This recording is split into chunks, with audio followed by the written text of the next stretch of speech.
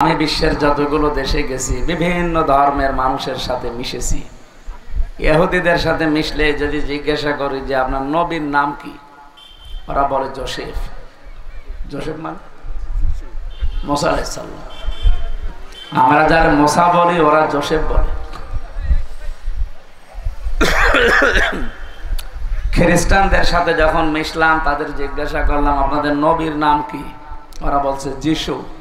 যিশু মানে ঈসা আলাইহিস সালাম। আমাদেরকে জিজ্ঞাসা করলে আমরা বলি আমাদের নবীর নাম মুহাম্মাদুর রাসূলুল্লাহ সাল্লাল্লাহু আলাইহি ওয়াসাল্লাম। এই মুসলমানদের ভেতরে অনেকগুলো দল আছে, তারা এখনো পর্যন্ত নবীজিকে নবী হিসাবে মানতে পারে না। তারা গোলাম মোহাম্মদ কাদিয়ানীকে মানে। এরকম মানুষ নেই? তারাও কিন্তু কোরআন শরীফ পড়ে, তারাও রোজা রাখে, তারাও নামাজ আদায় করে এই কোরআন শরীফ দিয়ে। আপনি ঢাকার বক্সি বাজারে যান, আলিয়া মাদ্রাসার পাশে, ওখানে আহমদিয়া জামাত, তার মানে কাদিয়ানী যারা, তাদের একটা মসজিদ আছে। এই গেটে একজন বসে আছে, যারে তারে ঢুকতে দেয় না। ওই দলের অনুসারী হওয়া লাগবে, তারপরে ঢুকতে দেবে। এই যে এই মানুষগুলো কোরআনে কারিমের ৬৬৬৬টি আয়াত, এটা প্রসিদ্ধ। ৬২৩৬টা আয়াত, এটা বিশুদ্ধ। এরা তেলাওয়াত করে, এরা সব আয়াত বিশ্বাসও করে যে আল্লাহ নাজিল করেছে। খালি কোরআনে কারিমের একটা আয়াত ৪ ভাগের ১ ভাগ ওরা বিশ্বাসও করে না, মানেও না। এই এখানে আওয়াজ আসে কেন?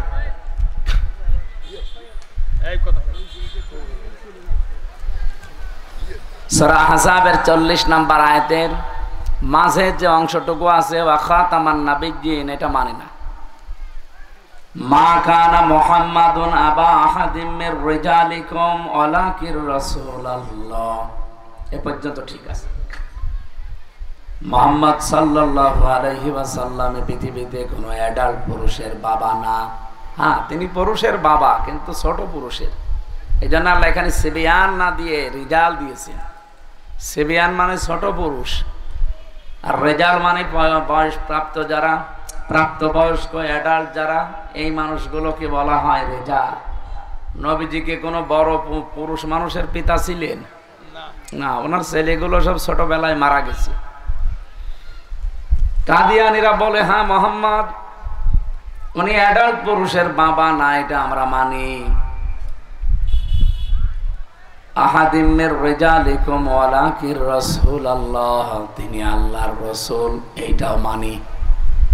খাতামান নাবিয়্যিন, তিনি সর্বশেষ নবী, এটা আমরা মানি না।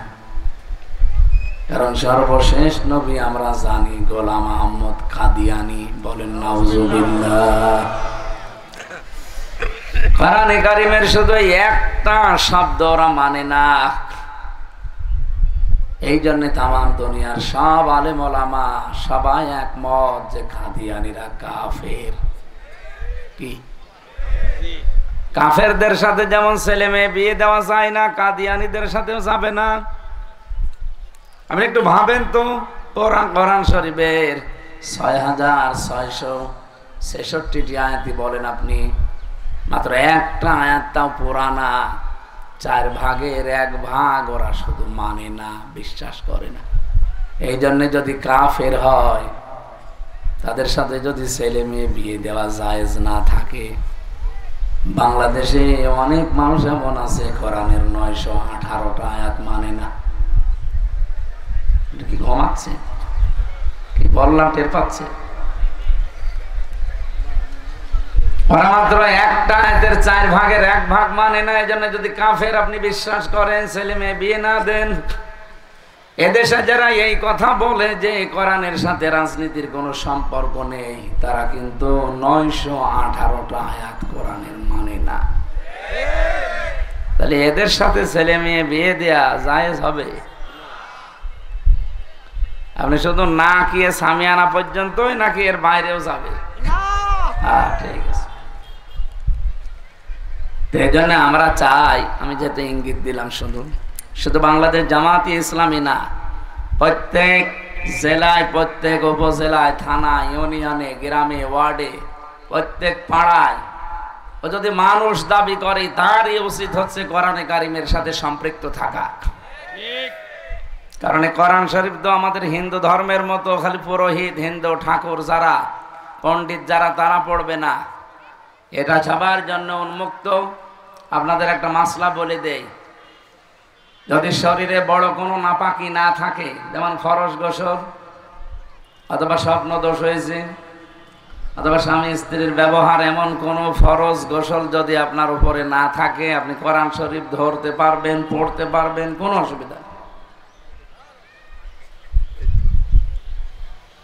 ইরানের তেহরান বিমানবন্দর, আমেরিকা থেকে একজন এসেছে, লরেন বোথ নামে এক মহিলা, ওই যে টনি বেলোয়ার ছিল তার শালি, ছোট শালি। এটা এক মুসলমানকে ডাক দিয়ে বলছে, হ্যালো ব্রাদার, এদিকে আসেন, আমি মুসলমান হব না, আমি একজন খ্রিস্টান, কিন্তু আমি ইসলাম জানতে চাই, কি পড়লে অথেন্টিক ইসলাম জানা যাবে, ওইটা আমারই দিন। বলেন তো, আপনার কাছে এলাকায় কোনো হিন্দু যদি এসে বলে আমি ইসলাম গ্রহণ করব না, আমি মুসলমান হব না, কিন্তু ইসলাম জানতে হলে অথেন্টিক কি পড়া লাগবে, সেই বই আমারে দেন, কি দেবেন? কোরআন তো একবারে বলে ফেললেন, প্রশ্ন আসতে পারে, ও তো ওযু করে নাই। কোরআনে কারীম ধরার জন্য ওযু শর্ত নয়। লা ইয়ামাসসুহু ইল্লাল মুতাহহারুন, এই আয়াত দিয়ে আমরা অনেকে দলিল দেই যে পবিত্র ফেরেশতারা ছাড়া কেউ এটা স্পর্শ করে না। আয়াতের অর্থ ঠিক আছে, পবিত্র ফেরেশতারা ছাড়া এটা কেউ স্পর্শ করে না। আয়াতের আগের আয়াত পরের আয়াতের সাথে আপনি তাফসীর করতে হলে এর উসুলের মূল নীতি হচ্ছে আগের আয়াত পরের আয়াতে কি আছে, এটা আপনাকে আগে জানা লাগবে। এখানে আলেম নেই, আমি আপনাদেরকে বলছি, এর আগে আমার আল্লাহ দিয়েছেন, ইন্নাহু লাকুরআনুন কারীমুন ফি কিতাবিম মাকনুন।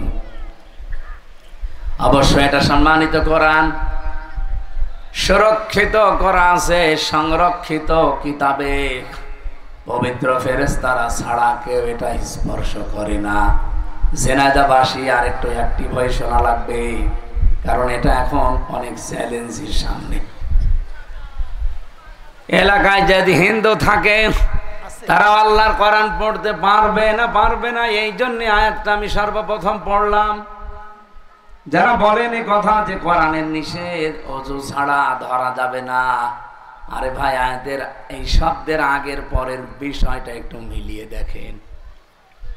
ফি মানে মধ্যে, কিতাব মানে বই, মাকনুন এই শব্দের শাব্দিক অর্থ হচ্ছে সুরক্ষিত।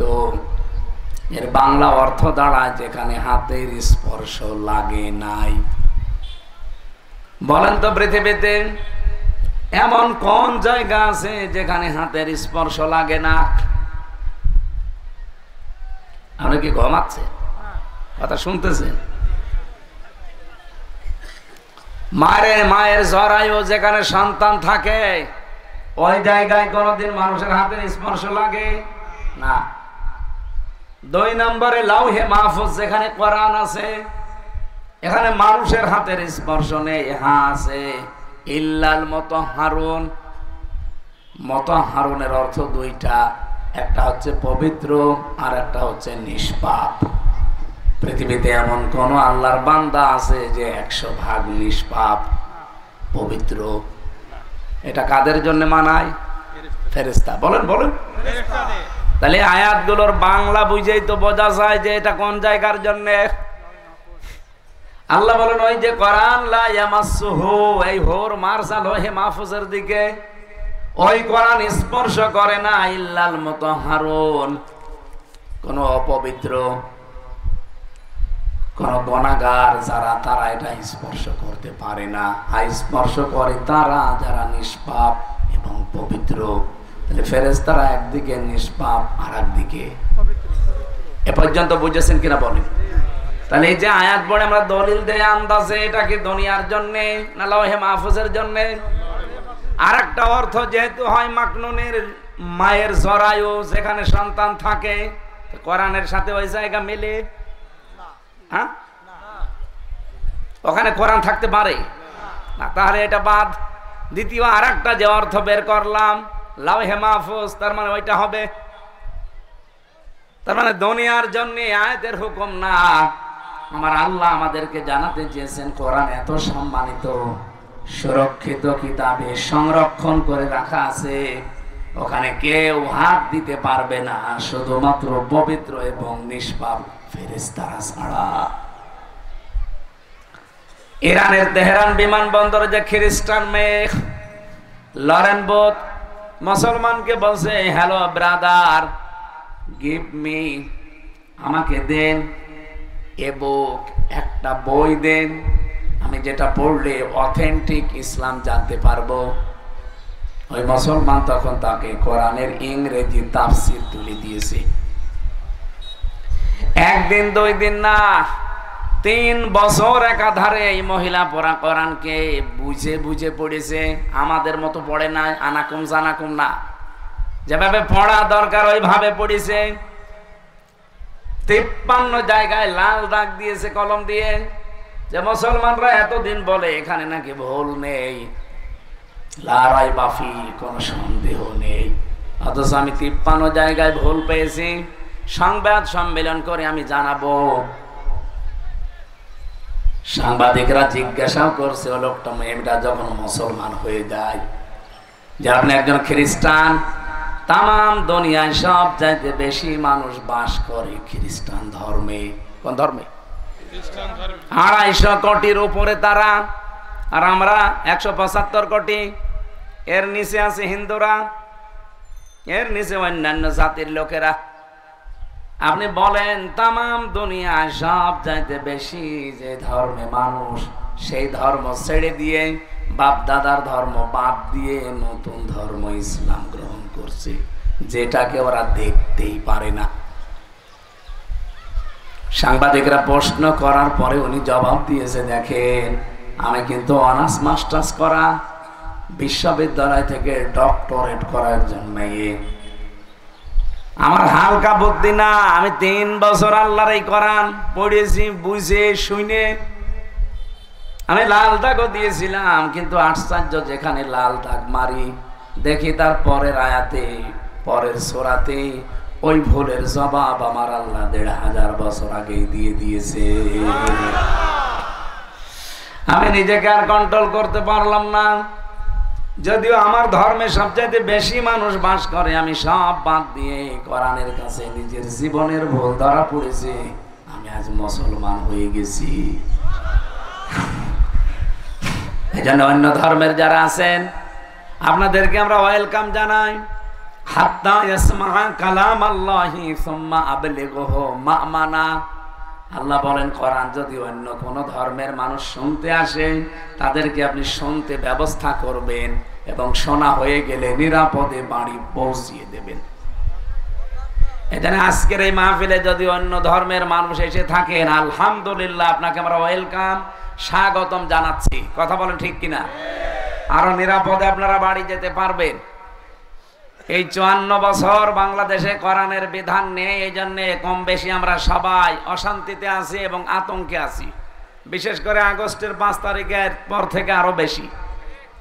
আমরা যেন আতঙ্কে না থাকি, সেই জন্য কোরআনের বিধান দরকার। সেই দিন গাইবান্ধা, বাংলাদেশের একটা জেলা, রংপুর বিভাগে একজন ঠাকুর, হিন্দু পুরোহিত, সে বক্তব্য দিচ্ছিল যে কোরআনে কারিম যদি এই দেশে কায়েম হয়, আমরা সবচেয়ে বেশি নিরাপদে থাকতে পারবো হিন্দুরা। আপনাদের ঠাকুর কথা বলে এই কথা যে কোরআনের বিধান এদেশে কায়েম হলে আমরা সবচেয়ে নিরাপদে থাকতে পারবো।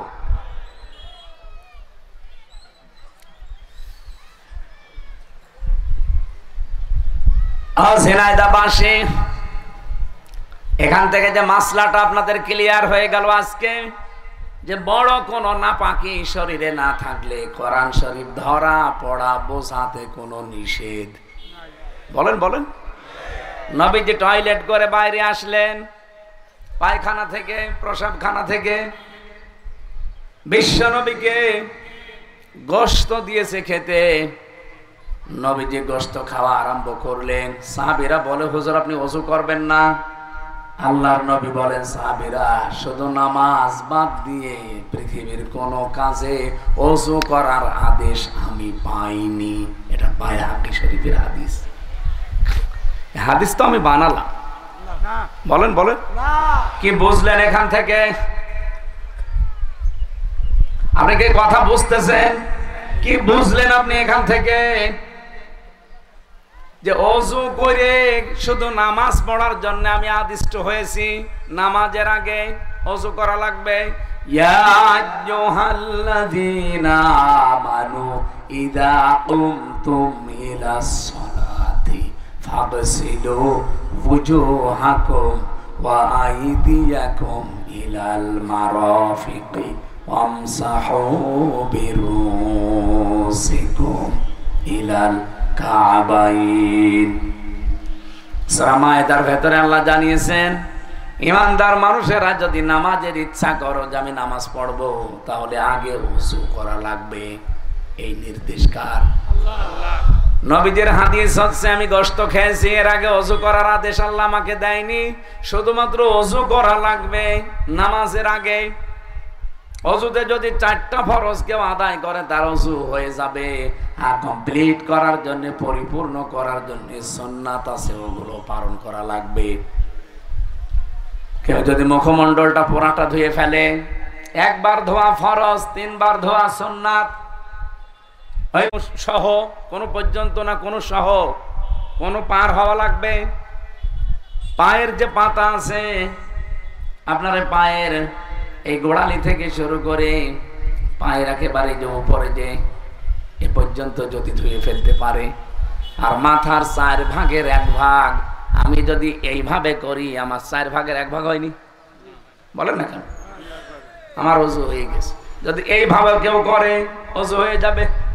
আর প্র্যাকটিক্যাল যদি সুন্নাত মুস্তাহাব পুরাটা আদায় করা লাগে, তাহলে যে এইভাবে করে নেবেন, এই 3 আঙ্গুল একদিকে, এই 2টা বেরিয়ে থাকবে, এভাবে যাবেন, এই 3 আঙ্গুলের শেষ, এই 2 আঙ্গুল বেশি থাকছে, এভাবে ঘুরে নিয়ে আনবেন। এরপরে যে 2 আঙ্গুলের মাথায় যে পানি থাকে, কানে যতটুকু যায় দিয়ে দেবেন। আর এই যে 2 আঙ্গুলের মাথায় পানি আছে, এটা এইভাবে নিচের থেকে তুলে দেবেন। এটা পরিপূর্ণ। কিন্তু 4 ভাগের 1 ভাগ ইমামরা বলেছে, যে কোনো এক জায়গায় হাত দিলে আমার মাথার 4 ভাগের 1 ভাগ আমি ঢেকে ফেলছি, তার মানে ওযু হয়ে গেছে। এই যে আয়াতটা এবং এই হাদিসটার দ্বারা কি বুঝলাম? শুধুমাত্র নামাজের আগে ছাড়া পৃথিবীর কোন কাজ করার আগে ওযু করা লাগবে। নবীজি বলছেন, আল্লাহ আমাকে আদেশ দেয়নি, তাহলে আপনি হাদিস বানাবেন কি করতে? এটা বানিয়ে কি হচ্ছে জানেন?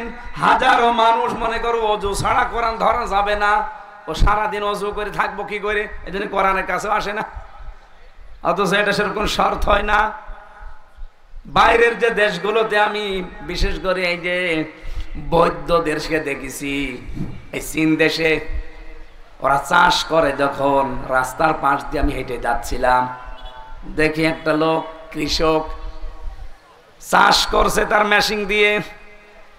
হঠাৎ একটা গাছের নিচে এসে দৌড়ে বসে পড়লো, পকেট থেকে একটা সত্য লাল বই বের করলো, এতটুকু বের করে 2-3 মিনিট পড়ে নিল। শরীরটা ওইদিকে শান্ত হয়ে গেল। 2-3 মিনিট পড়ার পরে নিজের শরীরকে যখন বিশ্রাম মনে হচ্ছে, পকেটে রেখে আবার কাজ আরম্ভ করল। কয়েক মিনিট দেখলাম, ড্রাইভারকে বললাম গাড়ি থামান। জিনিসটা লক্ষ্য করে দেখি, কি একটা কৃষক মানুষ কি এভাবে কি করে বারবার। কয়েকবার দেখার পরে ওনারা জিজ্ঞাসা করলাম, ওই যে দোভাষী ছিল তারে দিয়েছে ভাই, কারণ ওদের চ্যাংচং ভাষা সাথে আমি বুঝি না। অন্যান্য দেশে গেলে দেখবে হালকা পাতলা বোঝা যায়, আর এ যে কি চ্যাংচং করে। দোভাষীরা বললাম যে কি করে, বলছো হুজুরও করছে হচ্ছে এই যে পকেটে যেটা দেখছেন ওটা ওদের ধর্মীয় গ্রন্থ। ওই যে আধা ঘন্টা 45 মিনিট কাজ করে হাঁফিয়ে যায়, শরীর ঘেমে যায়। এখন যে 5-7 মিনিট একটু দম নেবে, একটু বিশ্রাম নেবে, ওই গাছের নিচে বসে বসে আন্দাজে তো বসে থাকবে না, এই 10-15 মিনিট যতটুকুই বসে থাকে পকেট থেকে ওদের ওই ধর্মীয় গ্রন্থটা বের করে একটু পড়ি নেয়। 8-10 মিনিট পড়াও হয়, বিশ্রাম হয়, আবার কাজে লেগে পড়ে। আপনি চিন্তা করেন তো, একটা বৌদ্ধ তাদের ধর্মীয় গ্রন্থ পড়ার জন্য কত অ্যাক্টিভ, 5টা মিনিট 7টা মিনিট সময় নষ্ট করে না। আর আপনি এখান থেকে ঢাকায় যান 5.5 ঘন্টা সময় লাগে, 10টা মিনিট কোরআন শরীফের কোনো আয়াত মোবাইল থেকে হোক, পকেটে একটা শত কোরআন রাখতে পারেন, সেখান থেকে পড়বেন, তারপর আপনি পড়তে চান না। কোরআনের সাথে সম্পর্ক আমাদের বাড়ানো দরকার না নেই? সামনে রমজান, রমজানের দাম বাড়ার পেছনে যতগুলো কারণ, তার 1 নম্বরে কারণ হচ্ছে কোরআন। আল্লাহ রাব্বুল আলামিন বলেন, শাহরু রমাদান আল্লাযী উনজিলা ফীহিল কুরআন, এই সেই মাস যার নাম রমজান। এই মাসে আমি আল্লাহ কোরআনে কারীম নাযিল করেছি। বলেন তো, রমজান মাস কোরআন নাযিল হওয়ার আগে দুনিয়ায় ছিল না? ছিল। 1500 বছর আগে কোরআন নাযিল হয়েছে রমজানে।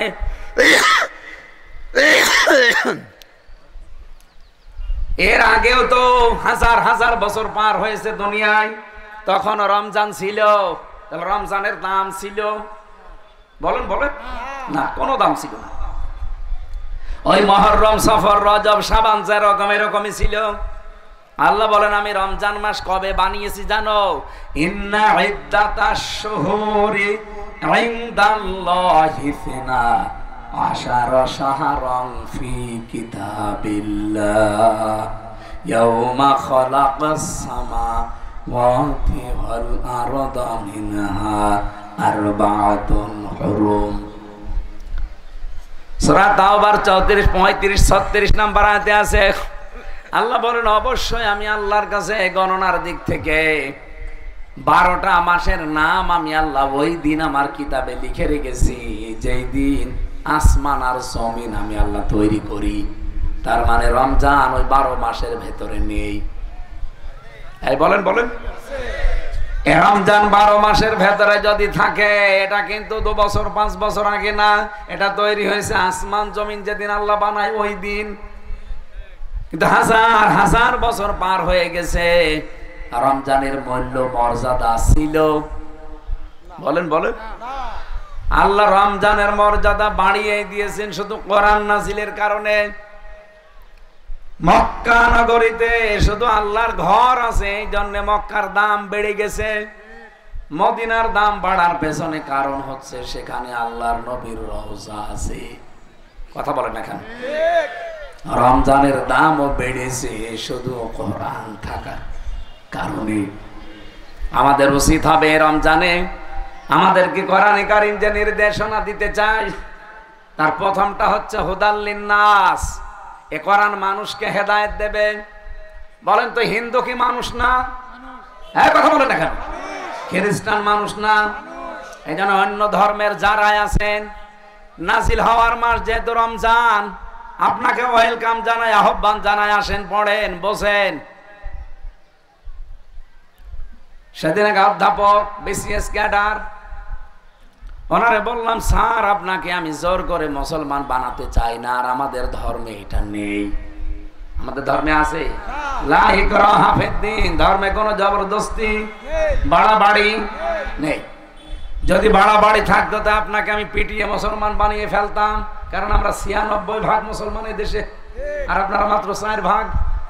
আপনারা টিকতে পারতেন না, যেহেতু আমাদের ধর্মে জোর জবরদস্তি নেই, বাড়াবাড়ি নেই।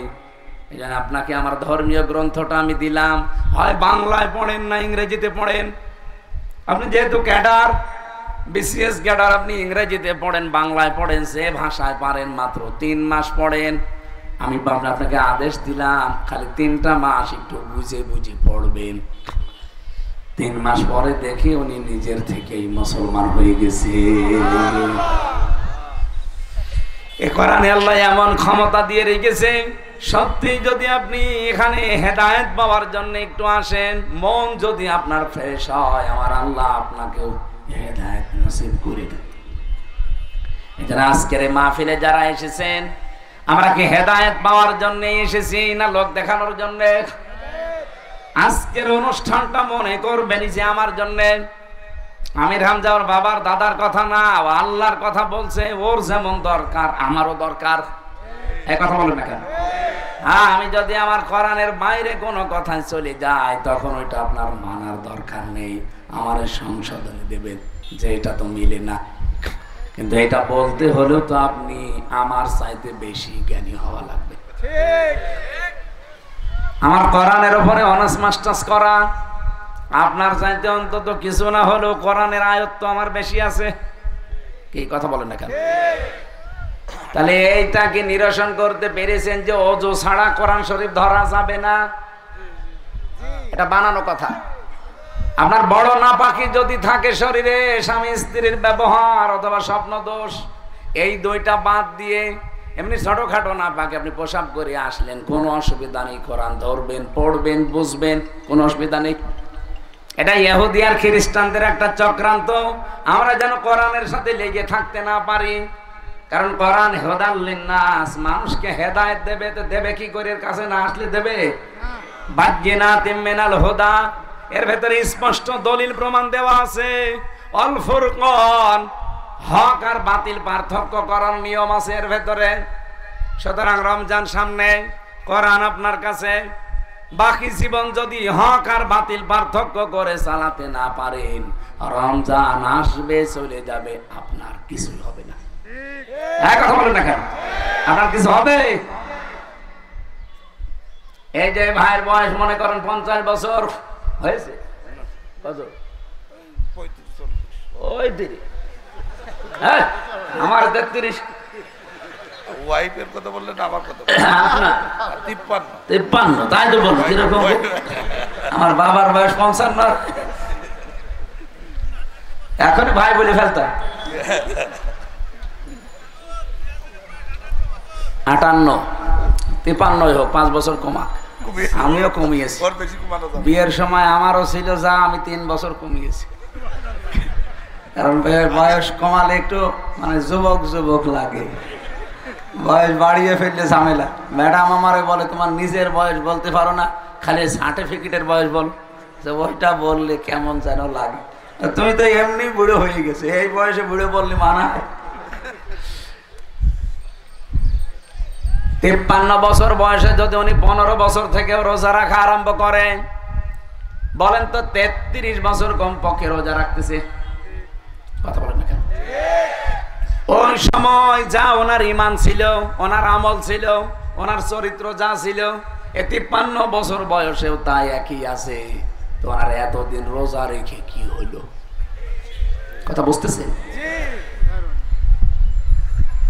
আপনি ডাক্তারের কাছে নিয়ে গেলেন বাচ্চাকে, 2 বছর বয়স, ডাক্তার আগে ওজন দেবে কি?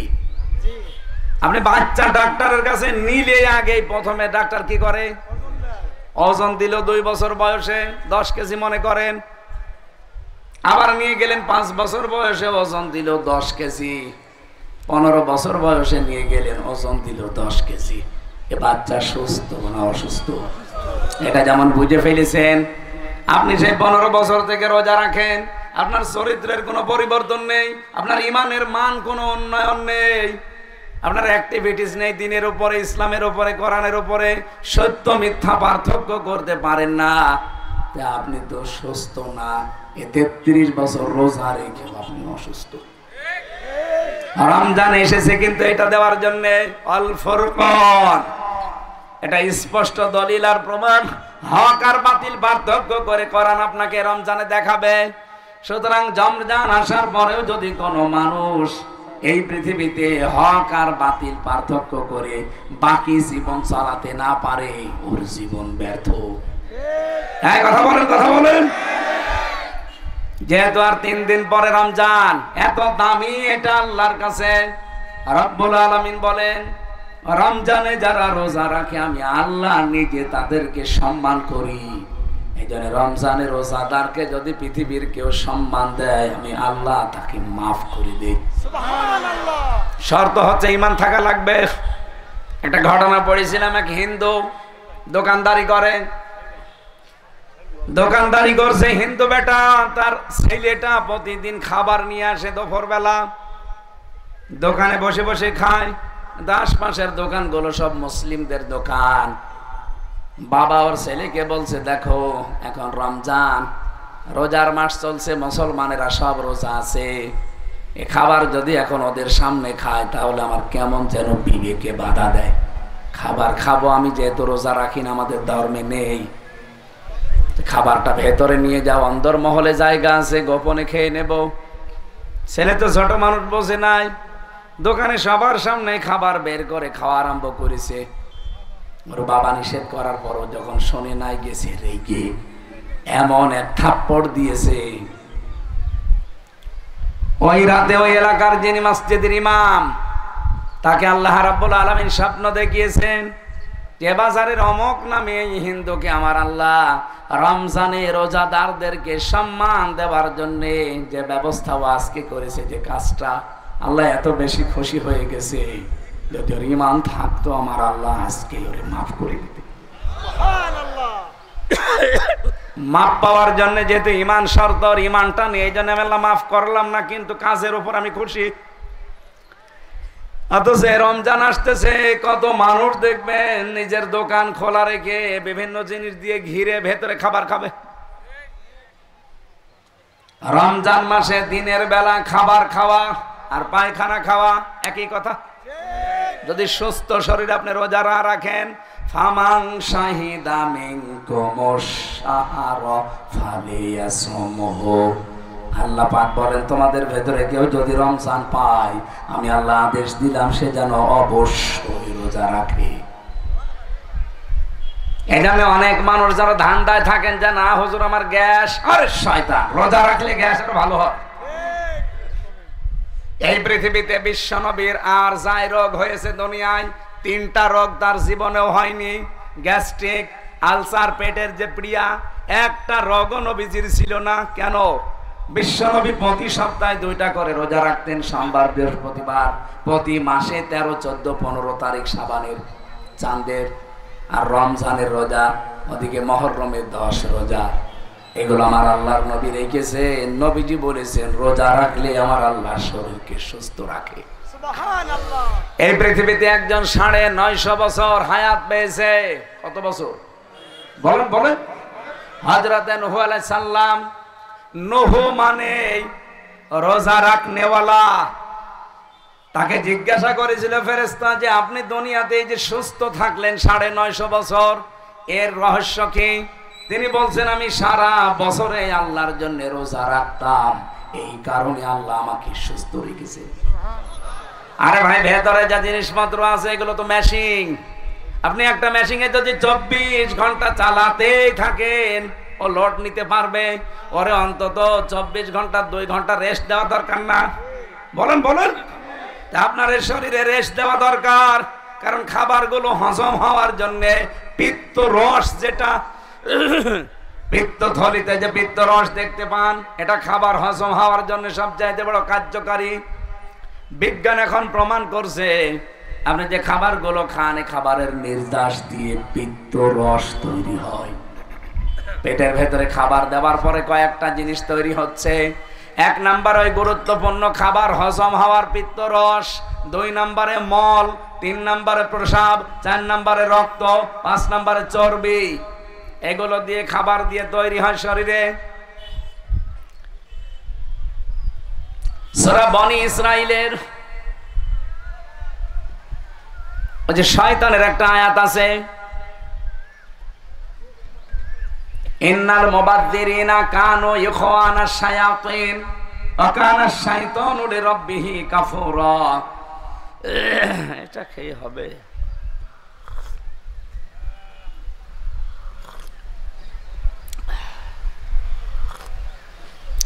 আরে 2-3টা দিন গেলে বাসি। মাইকটা কি টানছে না? টানছে না মাইকটাকে?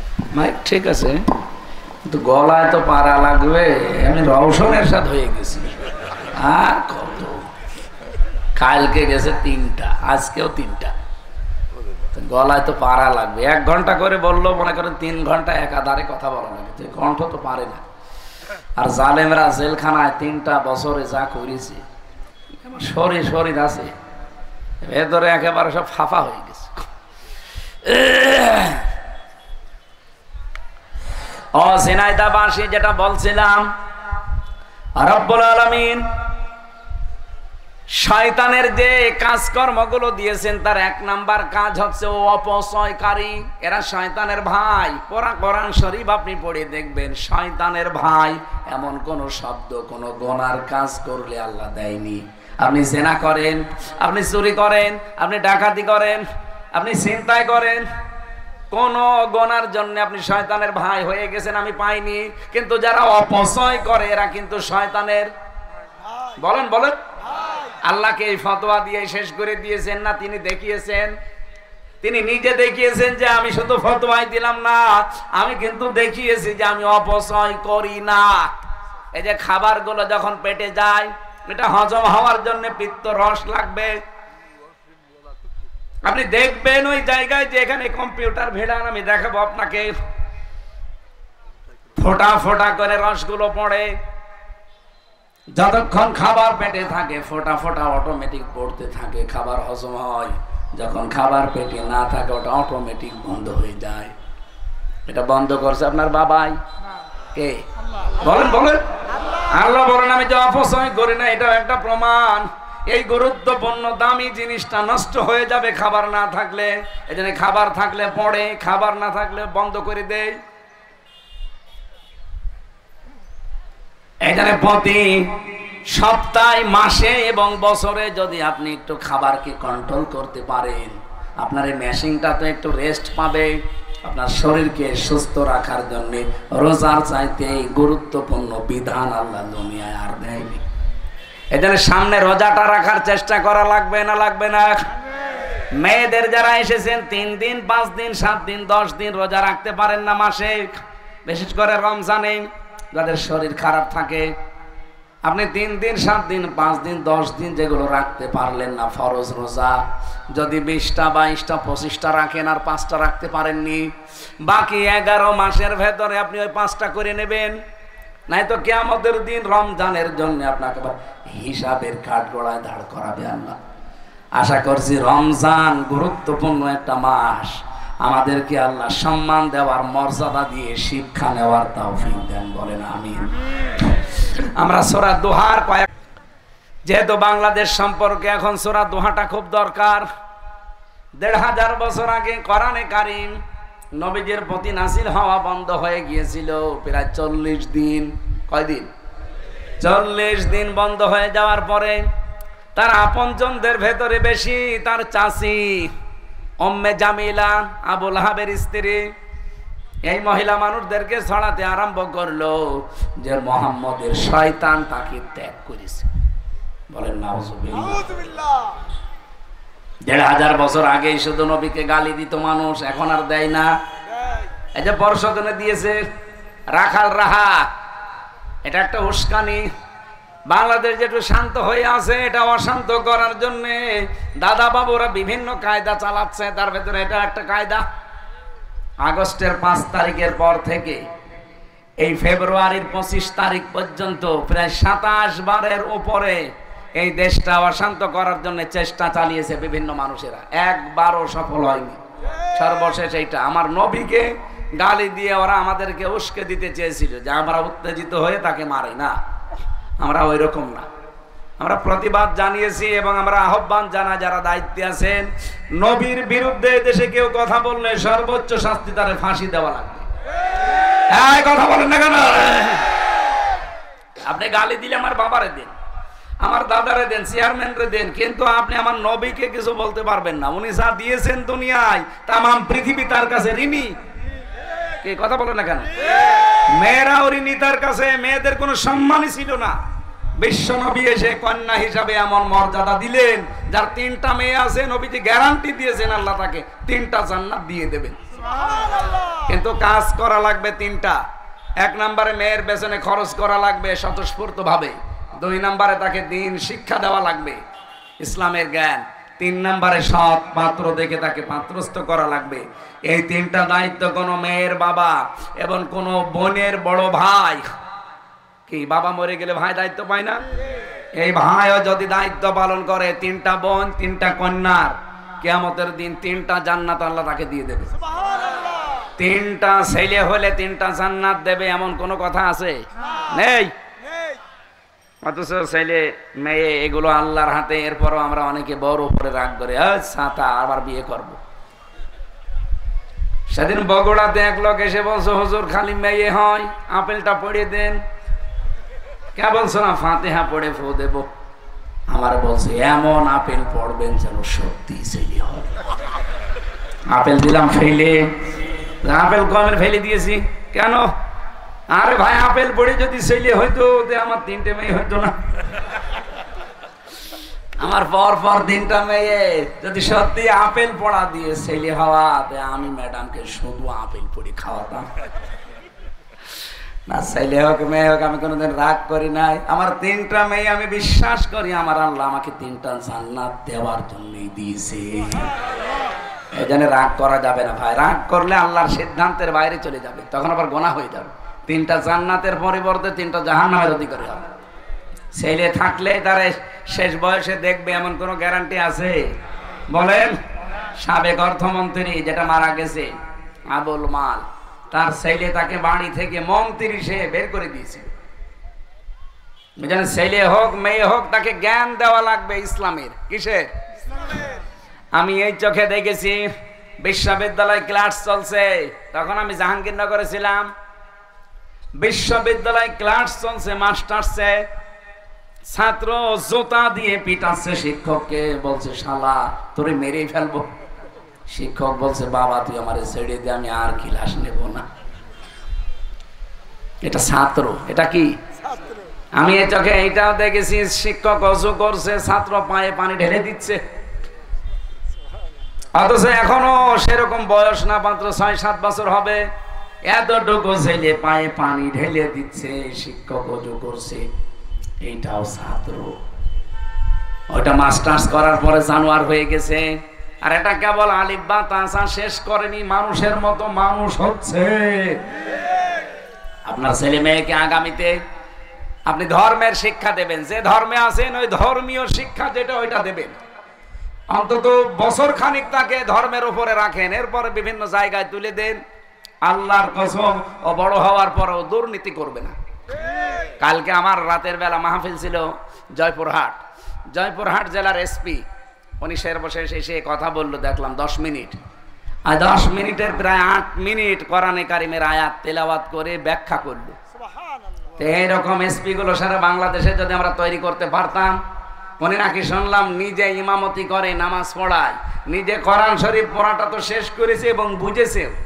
যতগুলো কোরআনের আয়াত এবং হাদিস পড়লো আরবিতে বাংলায়, আমি দেখলাম হ্যাঁ ওনার যোগ্যতা আছে, যেহেতু বিসিএস ক্যাডার তো এরকম বাংলাদেশে আরো 64 জেলার এসপি সব। কিন্তু কোরআনে কারিমের জ্ঞান তাদের না থাকার কারণে তারা হাজার হাজার কোটি টাকার মালিক হয়েছে এবং এখনো অনেকে হচ্ছে। কথা বলেন না কেন? এই যে 3টা বার নির্বাচন গেল, যারা নির্বাচনকে টিকিয়ে রেখেছিল এই মানুষগুলো কিন্তু অধিকাংশ ডিসি, এসপি, টিওনো, বিসিএস ক্যাডার না সব। কিন্তু তাদের জ্ঞানটা তারা কাজে লাগাতে পারে নাই। কোরআনের জ্ঞান যদি থাকতো, জীবন চলে গেলেও কোনো অন্যায়কে তারা সাপোর্ট দিত না। আশা করবো আপনি এই কাজটা করবেন। মেয়েরা আপনাকে সম্মান দিয়েছেন নবীজি, কন্যা হিসাবে, বধূ হিসাবে, বোন হিসাবে, মা হিসাবে এত বেশি সম্মান আল্লাহ দিয়েছেন। পুরুষের পায়ের নিচে থাকে শুধুমাত্র চটি, জুতার মাটি, আর মায়েদের পায়ের নিচে আমার আল্লাহ জান্নাতটা রেখে দিয়েছে। ওই জামানায় যেহেতু আপনজন তিনি চাচি, সবচাইতে বেশি নবীর বিরুদ্ধে কথা বলছিল যে মুহাম্মদের শয়তান তাকে ত্যাগ করেছে। বলেন নাউজুবিল্লাহ। নবীর মন খারাপ হয়ে গেল। 40টা দিন ওহী বন্ধ আছে। ওই পুরা আরব জাহানের ভেতরে 42টা এলাকার নেতা ছিল, গোত্রের নেতা। এদিকে তাকান, 42টা গোত্রপতি ছিল। একটু ভালো করে খেয়াল করবেন, 36 জন এলাকার নেতা, আর 3 জন ছিল জাতীয় নেতা, 3 জন ছিল জাতীয় নেত্রী। আমার তো মনে হচ্ছে বাংলাদেশের এই 54 বছরে সূরা আদ-দোহার তাফসীরের সাথে এ দেশের একটা হালকা মিল আছে। আপনি এই দেশের জাতীয় নেতা দেখেন 3 জন, কি জাতীয় নেতা 3 জন? 3 জনই যেহেতু মারা গেছে, বঙ্গবন্ধু, শহীদ জিয়া এবং চাচা এরশাদ, 3 জনের জাতীয় নেতা ছিল না? জাতীয় নেত্রীও 3 জন, হাসিনা, খালেদা, রওশন। এক কথা বলছেন না? ওই জামানায় ছিল জাতীয় নেতা ইহুদিদের দা মোরাহাব, খ্রিস্টানদের দা মখায়রে, আর মুশরিকদের জাতীয় নেতা ছিল আবু জেহেল। জাতীয় নেত্রী ছিল ওই জামানায় 3 জন, আবু জেহেলের স্ত্রী নাকেরা, আবু সুফিয়ানের স্ত্রী হিন্দা, আবু লাহাবের স্ত্রী উম্মে জামিলা। 3 3 6 আর 36টা গোত্রের 36 জন লিডার, সব মিলে কত? 42। বলেন বলেন। এই 42 জন নেতা পুরো আরব জাহান কন্ট্রোল করত। ইহুদিদের জাতীয় ব্যবসা ছিল মদের ব্যবসা। ওরা মদ খাইয়ে মানুষকে মাতাল করে রাখতো। পুরা জাতি যখন মাতাল, তখন ওদের মন মতো কোনো কাজ করলেও পুরা জাতি তো মাতাল, বাধা দেবে কে? অন্যায় করলেও প্রোটেস্ট করবে কে? এই রোগটা এখন বাংলাদেশে মুসলমানদের ভেতরে ঢুকেছে। এরা অনেকে আছে জাতিকে মদ খাইয়ে মাতাল করে বাবা শাহজালাল সব হালাল করে নিতে চায়। এই কথা বলছেন নাকি আন্দাজে ঠিক বলছেন? ইহুদিদের ওই জামানায় জাতীয় ব্যবসা ছিল মদের ব্যবসা, খ্রিস্টানদের জাতীয় ব্যবসা ছিল সুদের ব্যবসা। আজ বাংলাদেশে সুদ নেই। এই যে টাকা ছেড়ে রাখেন যারা, টাকা আসে 1000 টাকা দিলে 200 টাকা বেশি দেয়, এটা মায়ের সাথে জেনা করার গুনাহ হয়। যদি কেউ এরকম 1000 টাকা দিয়ে মাসে মাসে 200 টাকা বেশি পান, 4 আনা সুদ খেলে মায়ের সাথে 33 বার জেনা করার গুনাহ আমল নামায় ওঠে। তাহলে 200 টাকা বেশি কতবার জেনা করছেন আপনি বলেন? বলেন আপনার বিবেকে কি বলে? একটা মানুষ মায়ের সাথে জেনা করে এসে নামাজ হবে? রোজা রেখেছে, রোজা হবে? সুতরাং এই রমজান যেহেতু একটা শিক্ষা দিতে আসতেছে, যারা টাকা ছেড়ে রেখেছিলেন নিজের আসল টাকা বাদ দিয়ে বাকি টাকা ফেরত দেওয়া লাগবে। আর বাকি টাকা আর সামনে নেবেন না। লাভ যেটা বলা হয়, যেটা সুদ, এটা মানতে পারবেন? কারা হাত তোলেন তো? ও এই এলাকায় বহু মানুষ এই 2 নম্বরে কায়দা আছে। দাঁড়িয়ালা মানুষ, আপনি কি কয় টাকা ছেড়ে রেখেছেন? আগামীতে কেউ যেন এরকম করেন, আপনি আসল টাকা বাদ দিয়ে বাকি টাকা হয় মাফ করে দেবেন, না ওই টাকা কোনো গরিব মানুষকে দান করে দেবেন। বিশেষ করে ব্যাংকে যাদের রাখা আছে, আসল টাকা বাদ দিয়ে সুদের যে টাকা দেয়, এই সিস্টেম জানেন না? নিজের আসল টাকাটা বাদ দিয়ে ব্যাংকে অতিরিক্ত লাভ যেটা দেয়, মনে করেন 5 লাখ আসল, 1.5 লাখ লাভ, ওই 1.5 লাখ সওয়াবের নিয়ত ছাড়া কোনো গরিব মানুষকে আপনি দিয়ে দেবেন। সে হিন্দু হতে পারে, তারে দেবেন, কোনো অসুবিধা নেই।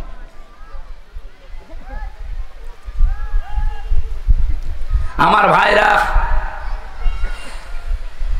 যেহেতু এলাকায় এই রোগটা আছে, এই রোগটা বন্ধ হওয়া দরকার রমজানে অন্তত। বিশ্বনবী মুহাম্মদুর রাসূলুল্লাহ সাল্লাল্লাহু আলাইহি ওয়াসাল্লাম জানিয়েছেন, আমার উম্মতেরা না খেয়ে দরকার হয় মরে যাও, মায়ের সাথে জিনা করে আল্লাহর কাছে এসো না। কত মানুষ আমরা এই অপরাধটায় আজ একেবারে 100 ভাগ 80 মাইল বেগে চালিয়ে যাচ্ছি। আরে ভাই, কিসের নামাজ পড়েন, মাথায় টুপি দিয়ে থাকেন, লোক দেখানোর দরকার কি? আপনি তো এমনি জাহান্নামে যাবেন, যান এমনি চলে যান। এ মেকি এই কাজগুলো করার আপনার কোনো দরকার নেই। ওই জামানায় তারা সুদ ব্যবসা করে খেত খ্রিস্টানরা, আর এখন এটা করে খায় কারা? মুসলমানরা। বলেন, বাংলাদেশে ইসলামী ব্যাংক আছে না? অন্যান্য ব্যাংকও আছে। জাকাত ভিত্তিক অর্থনীতি এই দেশে যদি রাষ্ট্রীয়ভাবে কায়েম হয়, ইসলামী ব্যাংকে যেভাবে সোনালী, এখানে মোশারাকা, মুদারাবা, মোরাবাহা, বায়ে সালাম, বায়ে ইস্তেসনা, বায়ে মুআজ্জাল, ওয়াহিদা, এরকম 28টা নিয়ম নীতি মেনে চলা হয়। বাংলাদেশের সোনালী, রূপালী, চৈতালি ব্যাংক আছে? ও চৈতালি ব্যাংকও হবে সামনে। এইরকম ব্যাংক যেগুলো আছে, যেগুলো 100 ভাগই সুদ, এইগুলো এই ইসলামের এই কায়দায় চলবে, কিন্তু রাষ্ট্র হওয়া লাগবে ইসলামের। আর আমরা ওইটাই চাই সামনে, যে রাষ্ট্র আমরা ইসলামের হাতে তুলে দেব। এই দেশ থেকে জীবনের মতো সুদ বন্ধ হবে, জীবনের মতো চাঁদাবাজি বন্ধ হবে। এই কথা বলেন না কেন? যতদিন ইসলাম রাষ্ট্রীয় ক্ষমতায় না যাবে, যতই ওয়াজ করেন, যতই পানি পড়া আপেল পড়া দেন, জীবনেও মানুষ সুদ থেকে মুক্ত করতে পারবেন না। আপনি যাকাত ভিত্তিক অর্থনীতি কায়েম করার দায়িত্ব আমার নাই, চেয়ারম্যানের না, এটা দায়িত্ব রাষ্ট্রের। কার? আমরা তো ওই রাষ্ট্র চাই। আর ওই রাষ্ট্রের কথা বলতে গেলে আপনার কাছে রাজনীতি মনে হয়, আপনার কাছে ধর্ম ব্যবসা মনে হয়। আমার কি দায় পড়েছে আপনার এই কথা বলে আপনার রসনালে পড়া? আমি বলতেছি এই কারণে, কারণ আমি দেখতে পাচ্ছি এটা ওয়াজের দ্বারা বন্ধ হয় না, আর হওয়ার সম্ভাবনা। আল্লামা সাঈদী আজ 52-53 বছর ওয়াজ করে গেল, সুদ বন্ধ হয়েছে? রাষ্ট্রীয় ভাবে যদি সত্যি 151 জন এমপি বাংলাদেশে কোরআনে কারিমের পক্ষে দাঁড়িয়ে যায়, কোরআন বুকে নিয়ে যদি তারা যেতে পারে সংসদে, 151 জন যা বলবে তাই পাস হবে। ওরা যদি বলে নামাজের বিল চাই, নামাজের বিল তার পরের দিন কায়েম হয়ে যাবে। একটা মানুষকেও নামাজের ওয়াজ আর করা লাগবে না, আজান হলেই মানুষ এমনি মসজিদে যাবে। কথা বলেন। যদি যাকাত ভিত্তিক অর্থনীতি কায়েম করতে চান, রাষ্ট্র লাগবে। এটা ওয়াজের দ্বারা, পানি পড়ার দ্বারা হয় না। সৎ কাজে আদেশ, অসৎ কাজে নিষেধ, এগুলো ক্ষমতা লাগে। তাছাড়া মানুষকে এমনি সৎ কাজের অনুরোধ করা যায়, কিন্তু সৎ কাজের অনুরোধ বলা কোরআনে নেই। আল্লাহ বলেন সৎ কাজের আদেশ করা লাগবে, ডু ইট, এটা কর। কারণ এই বিধান কার? আপনাকে আল্লাহ বানিয়েছে, আপনাকে মানা লাগবে তার বিধান। ওটা অনুরোধে না, আদেশে। আর আদেশ দিতে হলে একটু উপরে থাকা লাগে। কি পৃথিবীর সবচাইতে বড় উপরের জায়গা এখন সংসদ। ওখান থেকে যেটাই পাস হবে ওইটাই সারা দেশের মানুষ মানতে বাধ্য হবে। কথা বলেন ঠিক কিনা? অনেকের পক্ষে নেই। যারা এই যে বর্ডার এলাকায় বাস করে, বাবা শাহজালাল সব হালাল করে নেয়। কি কথা বলে না কেন? এদেশ থেকে সোনা, রূপা, তামা সব পাচার হয়, আর ওই দেশ থেকে আসে ডাল, গাঁজা, বাবা। জেলখানায় একজনকে পেয়েছিলাম, যুবক মানুষ, ও জেলের ভেতরে যে গাঁজার গাছ লাগিয়েছে। জেলার তো হিন্দু মানুষ এসে বলছে, এই বেটা কি করিস, তুই পেলি কোথায় গাঁজার গাছ? বলছে, স্যার আমি ওই যে কোর্টে গিয়েছিলাম হাজিরা দিতে, আমার তো হিতাকাঙ্ক্ষী আছে বাইরে, তারা আসার সময় গাঁজার একটা পোটলা দিয়েছিল, বীজ, ওটা আমি মুখের ভেতরে নিয়েছিলাম। মেশিনে আসার সময় ধরা পড়েনি, স্ক্যানে আসার সময় ধরা পড়েনি। এই জন্য এসে ওই যে বোতলের মাথা কেটে ওর ভেতরে মাটি দিয়ে টব বানিয়েছি, ওখানে গাঁজার বীজগুলো আজ 2 মাস আগে লাগিয়েছি। আপনি দেখেন কত বড় হয়েছে। জেলার বলছে, শয়তান, পুলিশ গাঁজা খাওয়ার জন্য তোরে ধরে দিল জেলে, আর তুই ভেতরে এসে গাঁজার গাছ লাগালি, তোরে তো স্বর্গে দেওয়া লাগবে। হিন্দু মানুষ তো বিশ্বাস করে না, বেহেশত, বলছে স্বর্গে দেওয়া লাগবে তোর। এই জন্য এই দেশে রাষ্ট্রীয় ক্ষমতা ইসলাম না গেলে, সত্যি কথা বলছি, আপনি গাঁজা বন্ধ করতে পারবেন না। এটা ধরে গাঁজাখোর জেলে দেবে, ও গাঁজার গাছ ভেতরে লাগাবে। চোর ধরে দেবেন ভেতরে, ও ডাকাত হবে। ডাকাত ধরে দেবেন, ও খুনি হবে। কথা বলে না কেন? এই জন্য আমরা চাই এইটা রাষ্ট্রীয় ক্ষমতায় যাক। এটা যদি কারো কাছে রাজনীতি মনে হয়, হ্যাঁ এটা রাজনীতি, আর এইটার জন্যই আমরা রাজনীতি করি। এই কথা বলেন না কেন? এটার জন্য বাদ দিয়ে রাজনীতি করাও জায়েজ নেই। কারণ আল্লাহুল খালকু ওয়াল আমরু, সৃষ্টি যার, এই বিধান চলবে তার। কথা বলেন ঠিক কিনা? ওই জামানায় জাতীয় ব্যবসা ছিল কয়টা? 3টা। সুদের ব্যবসা, মদের ব্যবসা, আর মুশরিকদের ছিল নারীর ব্যবসা। ওরা বউ দিয়ে ব্যবসা করে খেত। আজ বাংলাদেশে বহু মানুষ বউ দিয়ে কাজ করে খায়। নিজে দেখবেন চার দোকানে বসে গল্প করে, আর বউ পাঠিয়ে দিয়েছে ব্যারাকে, বলে যা তুই নিয়ে আয়, আমি আসি। এমনকি অনেক মানুষ এখন ধান্দা করে খালি বেশি বেশি বিয়ে করে। 3-4টা বিয়ে করলে নাকি ইনকাম বেশি। আমাদের ফরজ নামাজ সামনে তো আর বেশি আগানো যাচ্ছে না। মেয়েরা যারা এসেছেন, আপনার ছেলেকে স্বামীকে আমার গাড়ির কাছে পাঠিয়ে দেন। আপনাদের জীবনের ওপর একটা বই লিখেছি, এই বইটা যাওয়ার সময় নিয়ে যান। সাংসারিক জীবনে মেয়েদের দায়িত্ব এবং কর্তব্য কি, এটা লাগবে। ছেলেদের জন্য একটা আছে, স্বামীর জন্য একটা, মেয়েদের জন্য আছে। দুইজন বোন সন্তান হয় না, হ্যাঁ অবশ্যই দোয়া করব। আমি আজকে আর শেষ করতে পারছি না, কারণ কয় মিনিট আছে আর নামাজের ৩-৪ মিনিট। আমরা এখানেই নামাজ পড়ে নেবেন। আল্লাহুম্মা আমিন। লা ইলাহা ইল্লা আনতা সুবহানাকা ইন্নী কুনতু মিনাজ জালিমিন।